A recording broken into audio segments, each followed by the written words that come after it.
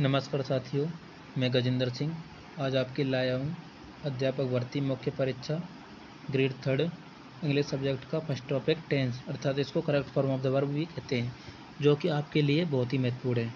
मुख्य जो परीक्षा होगी उसमें जो आपकी जो इंग्लिश ग्रामर होगी वो आएगी 10 मार्क्स की। 10 मार्क की आएगी आपके लिए इंग्लिश ग्रामर। इस वीडियो को देखने के बाद जो आपके ना correct form of the verb से संबंध जो भी सारे डाउट हैं वो दूर हो जाएंगे। और इस वीडियो की जो पीडीएफ है ना, इस वीडियो की जो पीडीएफ है वो आपको मेरे टेलीग्राम चैनल पर मिल जाएगी, जिसका मैं डिस्क्रिप्शन में लिंक डाल दूंगा। तो आइए शुरू करते हैं आज का सेशन बिना किसी देरी के। Let's start. जो टाइम होते हैं वो 3 होते हैं, पास्ट, प्रेजेंट एवं future.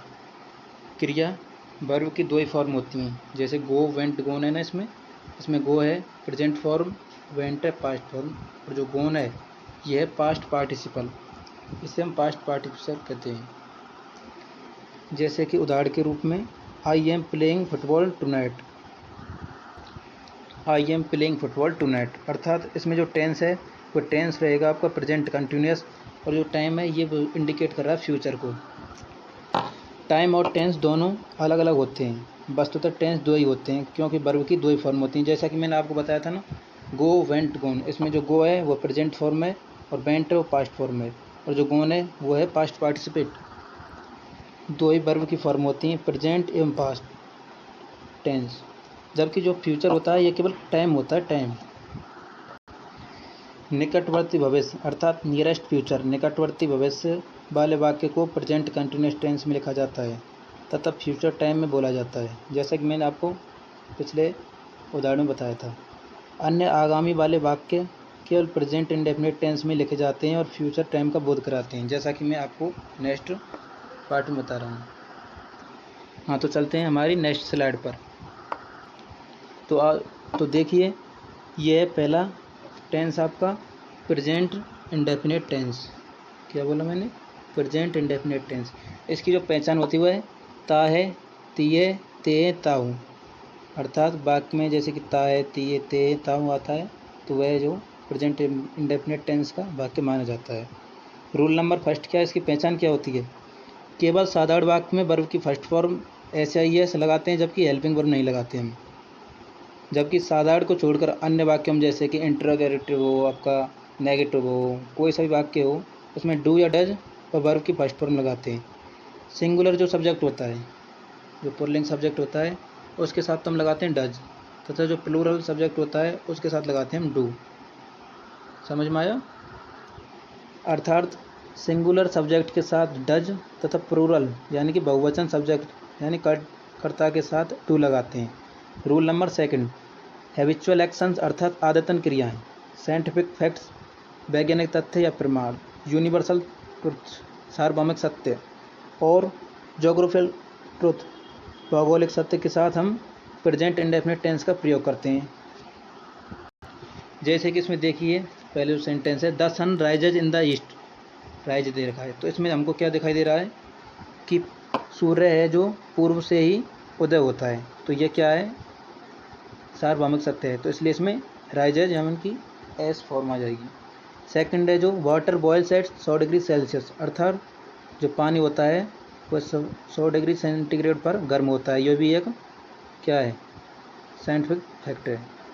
Dog bark eight strangers, कुत्ते अजनबियों पर भौंकते हैं, तो यहाँ पर बार्क आएगा ना कि बार्क्स, क्योंकि डॉग्स बहुवचन हो गया तो इसलिए एस नहीं लगेगा, ये आएगा बार्क। यह क्या है? सार्वभौमिक सत्य है। The earth revolves round the sun अर्थात जो पृथ्वी है सूर्य के चारों ओर चक्कर काटती है, इसलिए इसमें आ जाएगा एस, REVOLVS, रिवॉल्व्स। पृथ्वी सूर्य के चारों ओर चक्कर काटती है। Next slide. हाँ, तो देखिए रूल नंबर 3, कुछ प्रसिद्ध व्यक्तियों के कथनों को प्रेजेंट इंडेफिनिट टेंस में लिखा जाता है। जो कि हमारे जो प्रसिद्ध व्यक्ति होते हैं ना, उन्होंने कोई भी कथन या कोई बात कही है तो उसे हम प्रेजेंट इंडेफिनिट टेंस में लिखते हैं। जैसे कि Tilak said Swaraj is my birthright, अर्थात तिलक जी ने क्या कहा था कि स्वराज मेरा जन्मसिद्ध अधिकार है, तो यह किसी का कथन है, तो इसे हम प्रेजेंट इंडेफिनिट टेंस में लिखेंगे। सेकंड है John Keats says a thing of beauty is a joy for ever, ये भी एक क्या है, प्रसिद्ध कथन है जो कि जॉन कीट्स सर ने कहा था। इसलिए यहाँ पर भी हम प्रेजेंट इंडेफिनिट टेंस का प्रयोग करेंगे। Next slide. हाँ, तो देखिए रूल नंबर 3 है आपके लिए बहुत ही इंपॉर्टेंट है। निम्न एडवर्ब्स ऑफ टाइम के साथ प्रेजेंट इंडेफिनिट टेंस आता है। आपको जो ये दिख रहे हैं ये कुछ वर्ड्स हैं, जैसे कि always, seldom, hardly, often, never, daily, sometimes, scarcely, rarely, regularly, frequently, occasionally, repeatedly, generally, usually, normally, gradually माने धीरे धीरे, रेयरली, हैबिचुअली। और इसी के साथ जैसे कि ऑन संडे आ गया, ऑन मंडे, या भी कोई भी सप्ताह का जैसे भी नाम हो। ईच एवरी के साथ कोई भी day, each day, each week हो, ईच मंथ हो, each year, in the morning हो या इन द इवनिंग। ट्वाइस आ जाए 2 बार, थ्राइस 3 बार। अर्थात आपको जो ये शब्द दिखाई दे रहे हैं ना, ये वाक्य में कहीं भी दिखें तो आप सीधे समझ जाएंगे कि प्रेजेंट इंडेफिनिट टेंस का प्रयोग होगा इसमें। जैसे देखिए पहला सेंटेंस है हमारा, Radhika goes to school regularly. तो देखिए यहाँ पर रेगुलरली आ गया तो हमने गोज, गो में यस लगा दिए। His father takes tea in twice day. His father takes a tea in the twice a day, मतलब कि उसके जो पिताजी हैं वे दिन में 2 बार चाय लेते हैं, तो हमने टेक्स लगा दिया। ही कम्स हियर फ्रिक्वेंटली, इसमें ट्वाइस आ गया, इसमें रेगुलरली आ गया, इसमें आ गया फ्रिक्वेंटली। आपको सीधा ये जहाँ भी कहीं दिख जाए तो उसमें प्रेजेंट इंडेफिनिट टेंस का हमेशा प्रयोग किया जाता है। Next slide. रूल नंबर 4 ये बहुत इंपॉर्टेंट है आपके लिए। देखिए रनिंग कमेंट्री को हमेशा प्रेजेंट इंडेफिनिट टेंस में ही बोला जाता है।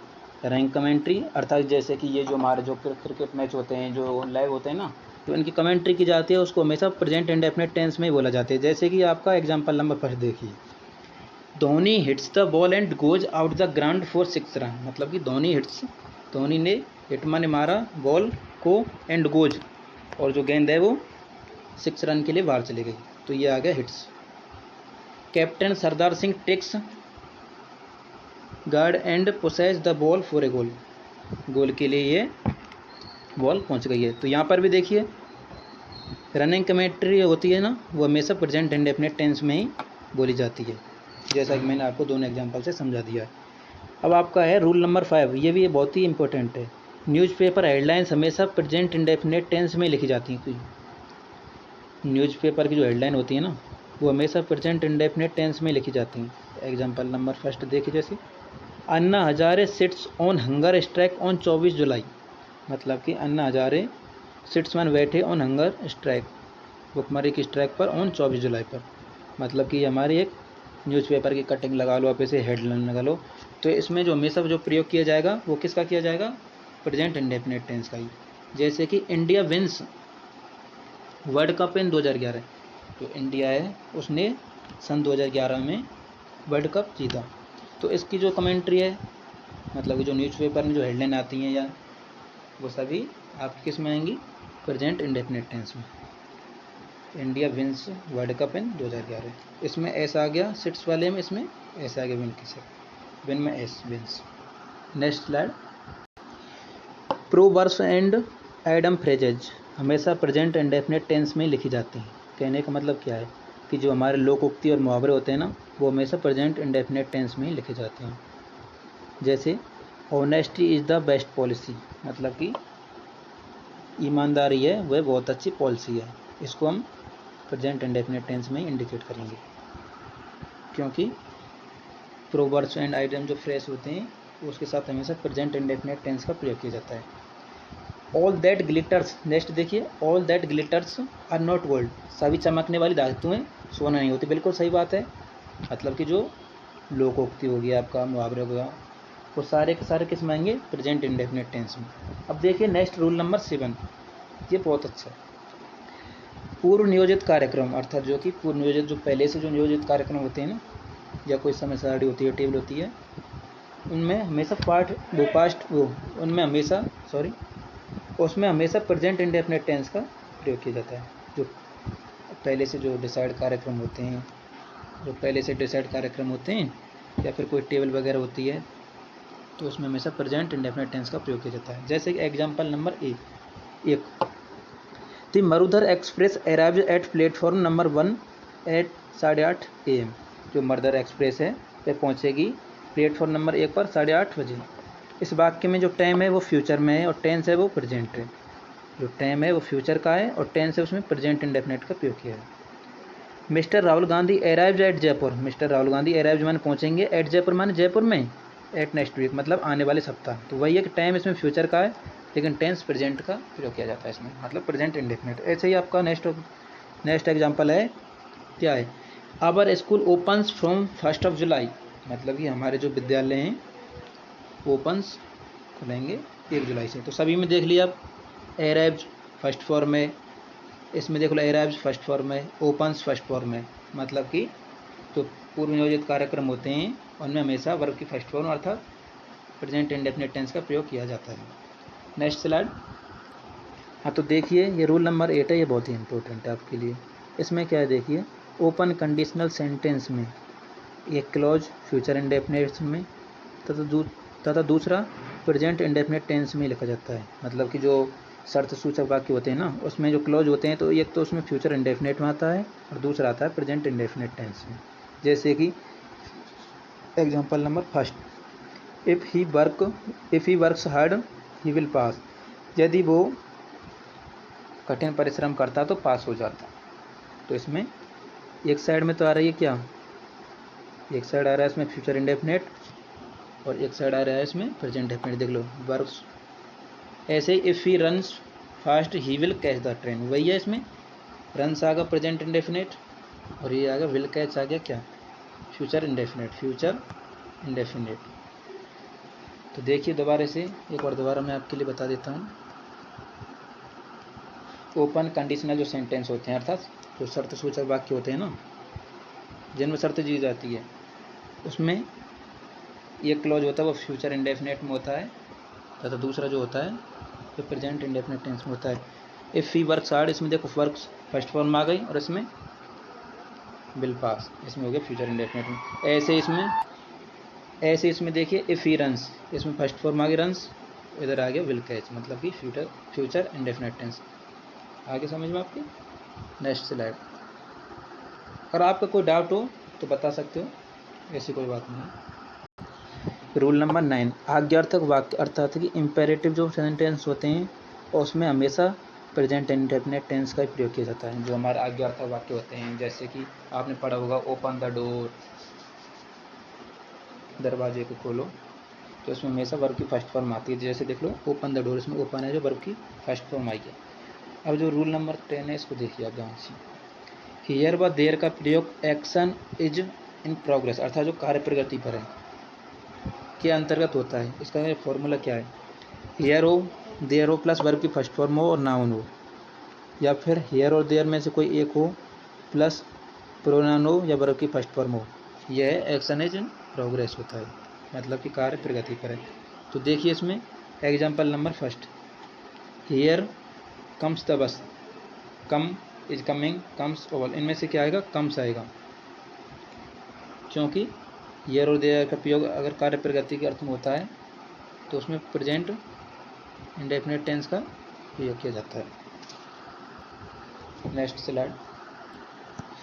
Please, kindly, sir, do, don't, will, would, let या वर्ब की फर्स्ट फॉर्म से शुरू होने वाला वाक्य इम्पेरेटिव सेंटेंस कहलाता है। मैंने अभी आपको बताया था कि जो वाक्य होते हैं वो प्लीज से स्टार्ट हो या फिर काइंडली से हो, सर से हो, डू से हो, डोंट से हो, या विल से, वुड से या लेट से हो, या फिर वाक्य में जो सेंटेंस होता है उसमें वर्ब की फर्स्ट फॉर्म हो, वो इम्पेरेटिव यानी आज्ञार्थक वाक्य कहलाता है। इसमें प्रेजेंट इंडेफिनिट का प्रयोग सदैव किया जाता है। ये मैंने अभी आपको पिछली स्लाइड में बताया। जैसे क्लोज द विंडो, खिड़की को बंद कर दो, डोंट मेक ए नॉइज, आवाज़ मत करो, ओपन द डोर, दरवाज़ा खोलो। तो ये सब क्या है, इम्पेरेटिव सेंटेंस है, अर्थात आज्ञार्थक वाक्य में हमेशा प्रेजेंट टेंस का प्रयोग किया जाता है। नेक्स्ट स्लाइड है।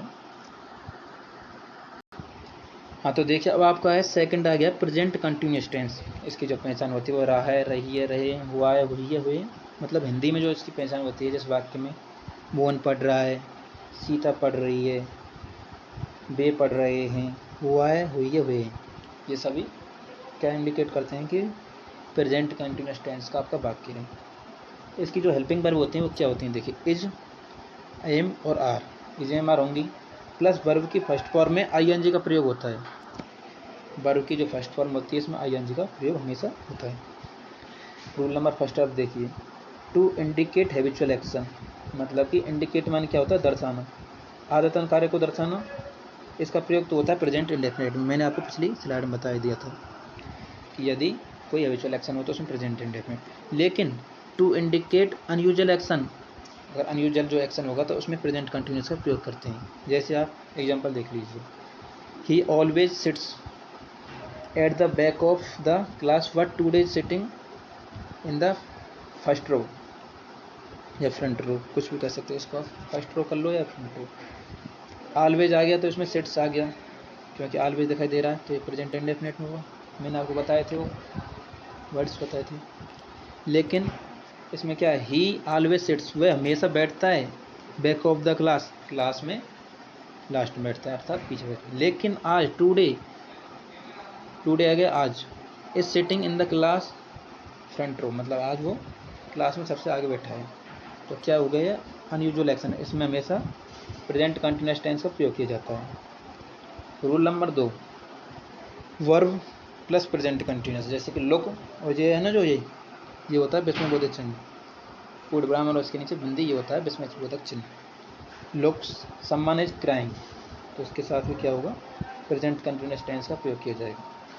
जैसे कोई भी वर्ब हो, लुक हो, ओपन हो, ओपन और उसके बाद में से विस्मयबोधक चिन्ह हो, उसके साथ हमेशा प्रेजेंट कंटिन्यूअस टेंस का प्रयोग किया जाता है। Next slide, always with present indefinite, ये मतलब कि पॉजिटिव मीनिंग में जो प्रेजेंट प्रयोग होगा वो प्रेजेंट इंडेफिनिट। और ऑलवेज विद प्रेजेंट कंटिन्यूअस, मतलब ऑलवेज का प्रयोग नेगेटिव है, नेगेटिव सेंस में है तो हमेशा प्रेजेंट कंटिन्यूअस का प्रयोग किया जाएगा। और यदि पॉजिटिव मीनिंग निकलेगा तो उसमें किया जाएगा हमेशा प्रेजेंट इंडेफिनिट टेंस में। आप देखो उस उदाहरण से समझो पहले, सी ऑलवेज डज हर होमवर्क, सी मन वह, ऑलवेज मन हमेशा, डज हर होमवर्क वो हमेशा अपना कार्य करती है। He is always beating his wife, वो हमेशा अपनी पत्नी को पीटता है। देखिए ऊपर वाले में तो डज आ गया, क्यों आया इसमें, क्योंकि पॉजिटिव मीनिंग है। सी ऑलवेज डज हर होमवर्क, इसलिए पॉजिटिव है, इसलिए हमने किसका प्रयोग कर लिया, डज का, वर्ब की फर्स्ट फॉर्म का। हमने चाहिए he is always beating his wife, वह हमेशा अपनी पत्नी को पीटता है, तो क्या ये नेगेटिव सेंस हो गया, तो नेगेटिव सेंस में मैंने बताया था प्रेजेंट कंटिन्यूअस टेंस। ऐसे ही नेक्स्ट समझो, he is always lodging his keys, वो हमेशा अपनी चाबियाँ खो देता है।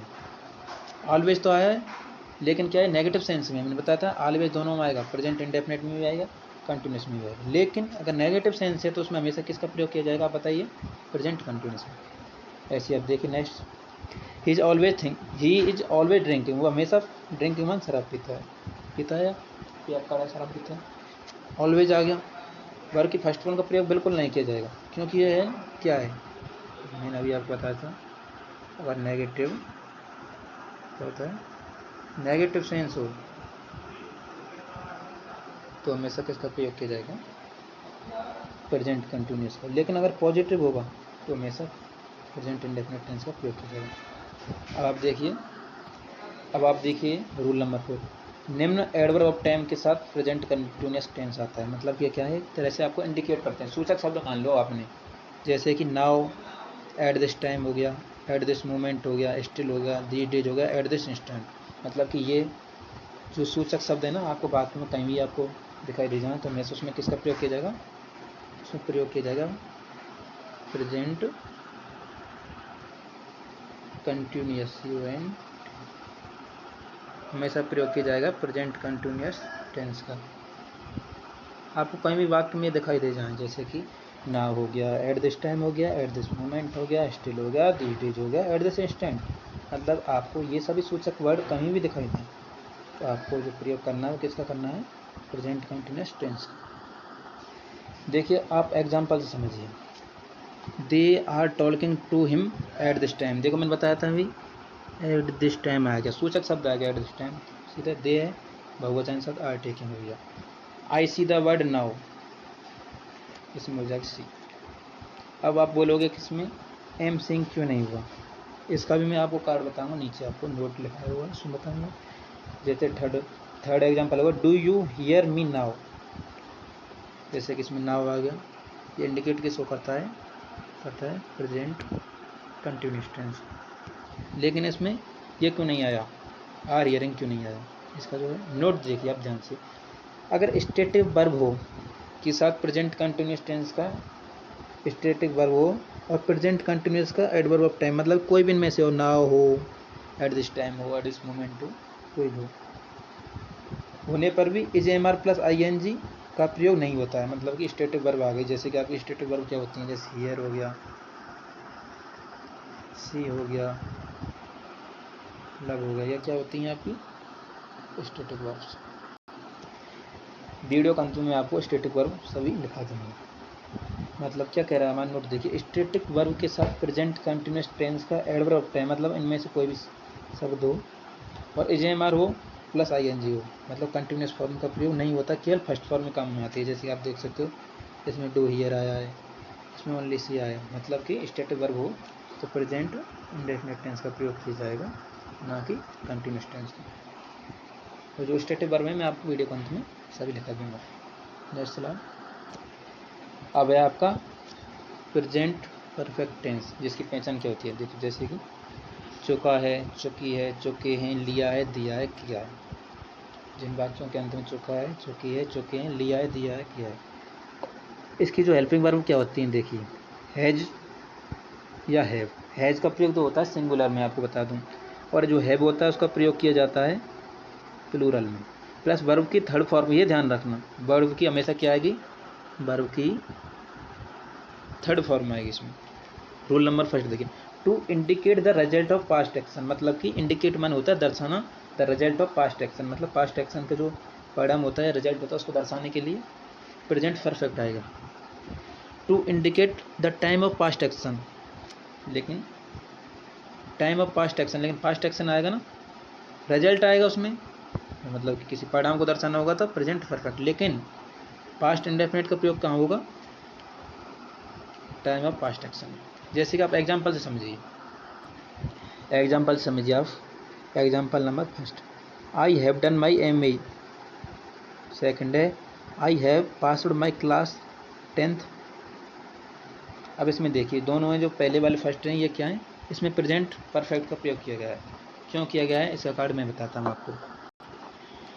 फर्स्ट और सेकंड वाक्य में क्या दिखा रहे हैं कि आपका जो पास्ट जो एक्शन है वो रिजल्ट, उसका मतलब परिणाम आ चुका है। जैसे कि मैंने एमए पास कर लिया है, मैंने 10वीं क्लास पास कर ली, लेकिन आपको जो थर्ड जो एग्जाम्पल दिखाई दे रहा है उसको देखिए एक बार ध्यान से। He called me last hour, मतलब कि उसने मुझे पिछले घंटे कॉल किया, पिछले घंटे कॉल किया। He called me last hour, इसमें मतलब क्या दिखा रहा है, इसमें दिखा रहा है आपके टाइम ऑफ पास्ट एक्शन, मतलब कि पास्ट की क्रिया को दिखा रहा है, मतलब मैंने उसको लास्ट आवर कॉल किया, इसलिए यहाँ पर आया कॉल्ड, मतलब पास्ट इंडेफिनिट, मतलब वर्ब की सेकंड फॉर्म। नेक्स्ट स्लाइड देखिए, ये क्या है, जैसे देखो रूल नंबर 2, ये हैं आपके एडवर्ब ऑफ टाइम, मतलब कि ये सूचक शब्द होते हैं जो कि आपको मतलब किसी भी सेंटेंस में आपको नज़र आ जाएं तो हमेशा कौन सा प्रयोग किया जाए उसमें, प्रेजेंट परफेक्ट का। देखिए जैसे जस्ट आ गया आपका, yet, already, recently, lately, so फार आ गया, ईटीसी। और 10 आदि एडवर्ब्स ऑफ टाइम के साथ क्या है, प्रेजेंट परफेक्ट टेंस का प्रयोग किया जाता है। यदि आपको किसी भी सेंटेंस में जैसे just, yet, already, recently, lately, so far, इनमें से कोई भी एडवर्ब ऑफ टाइम्स दिखाई दे जाए तो आपको हमेशा किसका प्रयोग करना है, प्रेजेंट परफेक्ट टेंस का। देखिए नोट दीजिए, नोट देखिए ध्यान से आप, यट का प्रयोग हमेशा नेगेटिव सेंस में होता है, ये बहुत इंपॉर्टेंट है आपके लिए। क्या बता रहा हूँ, यट, यट का जो प्रयोग होता है वो नेगेटिव सेंस में होता है। जस्ट और ऑलरेडी, हैज और हैव के तुरंत बाद आते हैं, ये बहुत ही इंपॉर्टेंट है, दोनों नोट ध्यान से पढ़िए।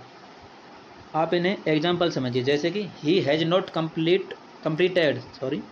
He has not completed his work yet, उसने अभी तक अपना कार्य पूरा नहीं किया, तो यट के साथ क्या है देखिए, नेगेटिव सेंस आ गया नॉट। ऐसे ही देखिए, he has just eaten food, मैंने कहा था ना कि जस्ट और ऑलरेडी हैज हैव के तुरंत बाद आते हैं, देखो हैज एरा, इसके तुरंत बाद आ गया जस्ट। क्लियर। एग्जाम्पल नंबर 3 देखिए, have you seen my friend lately, मतलब मैंने बता दिया आपको, लेटली जैसे दिखाई दिया, present perfect, have plus verb की third form. I have seen your friend this week, मतलब दिस वीक आ जाए ना फिर भी प्रेजेंट परफेक्ट का टेंस का प्रयोग किया जाता है, तो इसमें आई हैव सीन आ जाएगी, वर्ब की थर्ड फॉर्म आई के साथ हैव। अब देखिए प्रेजेंट परफेक्ट कंटिन्यूस, मतलब कि इस वीडियो में हमने क्या रखा है कि present indefinite, present continuous, present perfect और लास्ट है प्रेजेंट परफेक्ट कंटिन्यूस।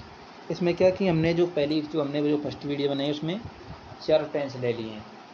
ऐसे ही जो हम सेकंड वीडियो बनाएंगे उसमें past indefinite, past continuous, past perfect और पास्ट परफेक्ट कंटिन्यूस।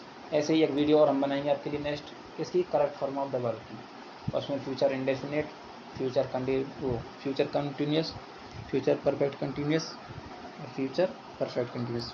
मतलब कि आपको कहीं और भटकने की ज़रूरत ही नहीं है, आपको बस 3 वीडियो देखनी है मेरी और आपको बिल्कुल जो सारे डाउट्स हैं आपके correct form of the verb से संबंधित, आपके जो सारे डाउट्स हैं वो क्लियर हो जाएंगे। खैर छोड़िए वो सब बाद की बात है, मैं आपके लिए डेली इंग्लिश की वीडियो लाता रहूँगा। नेक्स्ट क्या है इसमें प्रेजेंट परफेक्ट कंटिन्यूस। इसकी पहचान क्या होती है, देखिए पहचान क्या होती है इसकी, समय प्लस समय के साथ से रहा है, से रही है, से रहे हैं। मतलब जैसे समय आएगा, जैसे सेंस या फुर आता है ना, जैसे समय के साथ से रहा है, से रही है, से रहे हैं। इसकी जो हेल्पिंग वर्ब क्या होती है, हैज या हैव बीन, वो हैज बीन प्लस वर्ब की फर्स्ट फॉर्म आईएनजी। लेकिन एक चीज़ का आपको विशेष क्या ध्यान रखना है, हैज बीन आएगी, हैव बीन भी आ सकती है, इनमें दोनों में से एक आएगा, वर्ब की फर्स्ट फॉर्म में आईएनजी आएगी। लेकिन सिंस प्लस फोर, सिंस या फोर प्लस टाइम, ये इम्पोर्टेंट है। रूल नंबर फर्स्ट देखिए आप क्या है, फोर व सिंस के साथ टाइम दिए जाने पर वाक्य में प्रेजेंट परफेक्ट कंटिन्यूअस का प्रयोग किया जाता है। अर्थात यदि वाक्य में आपको सिंस फोर टाइम दिखाई दे जाए तो प्रेजेंट परफेक्ट कंटिन्यूअस टेंस का हमेशा प्रयोग किया जाता है। नेक्स्ट स्लाइड देखिए आप, एग्जाम्पल से देखिए आप समझिए। He has been waiting for 2 hours, मतलब कि इसमें क्या दे दिया, फोर दे दिया कि वह आपका वेट कर रहा है कितने, 2 घंटों से, इसमें आ जाएगा हैज़ बीन वेटिंग। ऐसे ही my friend has been here for 3 days, मतलब कि मेरा फ्रेंड यहाँ है 3 डेज, 3 दिनों से। It has be raining since morning, since आ गया, सिंस मॉर्निंग दिखते ही आपको हैज़ बीन रेनिंग प्रयोग कर देना है। आपको यदि वाक्य में सिंस मॉर्निंग, सिंस आ गया और मॉर्निंग आ गया, हैज़ बीन रेनिंग। अब नोट आप लिख लीजिए, ये बहुत ही इंपॉर्टेंट नोट है आपके लिए। सिंस या फोर हो और ऑल हो प्लस टाइम का प्रयोग हो, जैसे कि आपको मैं बता दूं, फोर टाइम हो जैसे पास्ट इंडेफिनेट में चेंज एक्शन में प्रयोग किया जाता है, फोर प्लस टाइम हो और कंटिन्यूटी हो एक्शन, मतलब कि लगातार कंटिन्यूटी हो, मतलब कोई कार्य हो लगातार चल रहा हो, उसे प्रेजेंट परफेक्ट कंटिन्यूअस टेंस में लिखेंगे। जैसे ही he lived in London from he lived in London from 5 years. इसमें क्या है कि हमारा जो एक्शन है वो कंप्लीट हो गया है, तो एक्शन कंप्लीट मैंने अभी आपको बताया है कि एक्शन कंप्लीट हो गया, तो उसमें हमेशा किसका प्रयोग किया जाएगा, चेंज एक्शन, मतलब कि कंप्लीट हो चुका एक्शन, उसमें होगा आपका पास्ट इंडेफिनिट। सेकंड देखिए आप, इसमें क्या है, he has been living in London from 5 years. इसमें क्या है कि एक्शन कंप्लीट हो गया है, इसमें तो कंप्लीट नहीं सॉरी, इसमें ऊपर वाले में वो है जो एक्शन कंप्लीट हो गया है, मतलब कि ही lived in London from 5 years, मतलब वह 5 सालों से वहाँ रह रहा है। ही हैज़ बीन लिविंग, मतलब कि वह अभी भी रह रहा है, इन लंडन फॉर 5 ईयर्स, मतलब अभी भी वहाँ पर रह रहा है, एक्शन रनिंग है।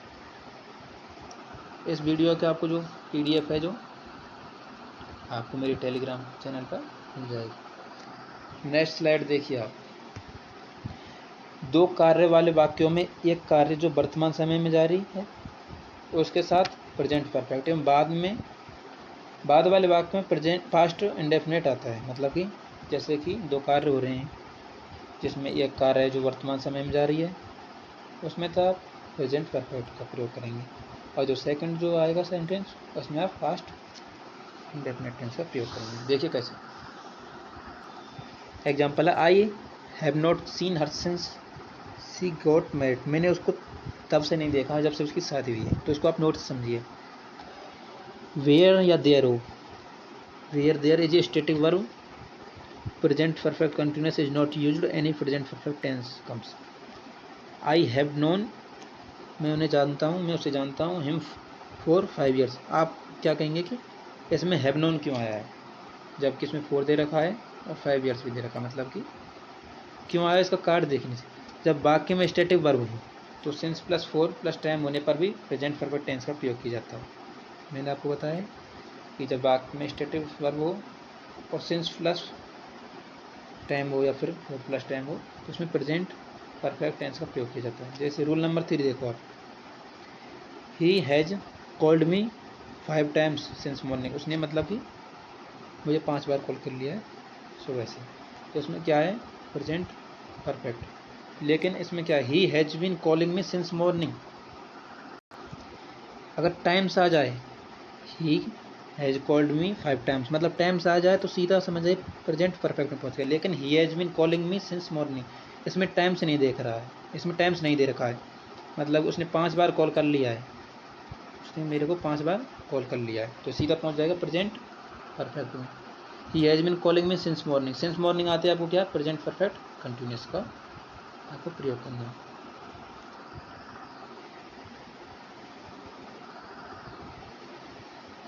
Thanks for watching.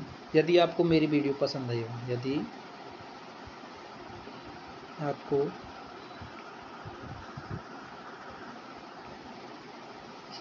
आपको वीडियो पसंद आई हो तो इसे लाइक करें, पसंद आई हो तो इसे लाइक करें, शेयर करें, कमेंट करें, या में से अपने जो दोस्त हैं आपके, जो उनके साथ दोस्तों के साथ आप उसे साझा करें। और जो ये PDF है, क्या है, इस वीडियो की जो PDF है आपको मेरे टेलीग्राम चैनल पर मिल जाएगी, जिसका जो मैं लिंक है वो मैं डिस्क्रिप्शन में आपके लिए दे दूँगा। आपको घबराने की ज़रूरत नहीं है। ऐसे ही मैं आपके लिए कल लाऊंगा past indefinite, past continuous, past perfect है, पास्ट परफेक्ट कंटिन्यूस से संबंधित जो correct form of the verb के जो कुछ फॉर्मूलाज वगैरह हैं, या फिर आपके जो मतलब कौन कौन से एडवर्ब ऑफ टाइम का प्रयोग किया जाता है, पास्ट इंडेफिनिट में कौन से एडवर्ब ऑफ टाइम का प्रयोग किया जाता है, पास्ट कंटिन्यूस में किसका किया जाता है, पास्ट परफेक्ट कंटिन्यूस, सभी का मैं नेक्स्ट वीडियो आपके लिए कल डाल दूँगा। तो दोस्तों, अगर आपको मेरी वीडियो पसंद आई हो तो दोस्तों इसे लाइक करें, कमेंट करें, शेयर करें और चैनल को सब्सक्राइब करना ना भूलें। इस वीडियो में आपको टेंस से संबंधित जो सारे डाउट हैं आपके क्लियर हो जाएंगे, वो भी प्रेजेंट इंडेफिनिट टेंस से संबंधित।